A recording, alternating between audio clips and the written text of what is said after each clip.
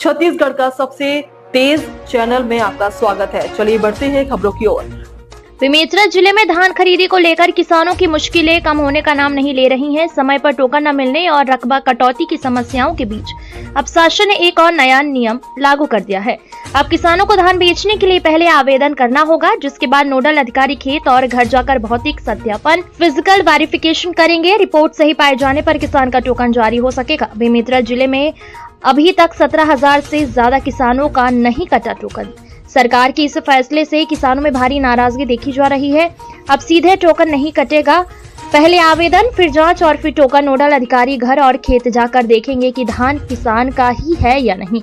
प्रशासनिक तैयारी। Deputy collector ने जिले के 129 उपार्जन केंद्रों के लिए जांच अधिकारी नियुक्त किए गए हैं। कांग्रेस ने इसे किसानों को परेशान करने वाला नियम बताया है।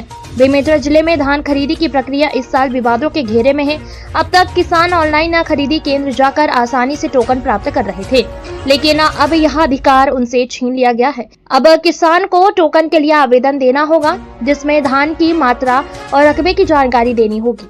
अगले दिन नोडल अधिकारी मौके पर पहुंचकर जांच करेंगे। यह वो सुनिश्चित करेंगे कि किसान जितना धान बेचना चाहता है उतना उसके पास उपलब्ध है या नहीं। इस भौतिक सत्यापन की रिपोर्ट के बाद ही टोकन जारी किया जाएगा। इस मामले में जिला कांग्रेस कमेटी के अध्यक्ष आशीष छाबड़ा ने सरकार पर तीखा हमला बोला है।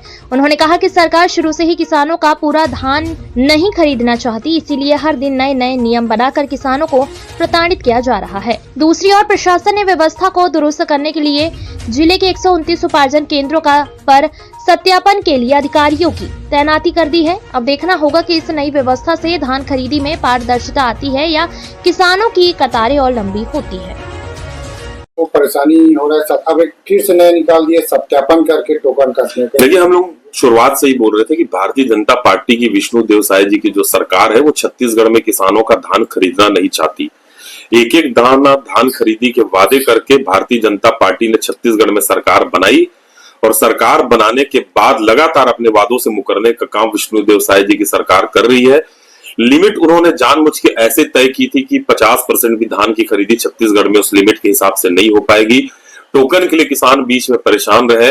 31 जनवरी तक धान की अंतिम तारीख खत्म होने वाली है और 40% से ज्यादा किसान अभी तक धान बेच नहीं पाए हैं। कुल मिला के नए नए नियम, कायदे, कानून ये सरकार ला रही है। सरकार किसानों का धान खरीदना नहीं चाहती और पूरी तरीके से छत्तीसगढ़ की भारतीय जनता पार्टी की सरकार दिवालिया हो चुकी है।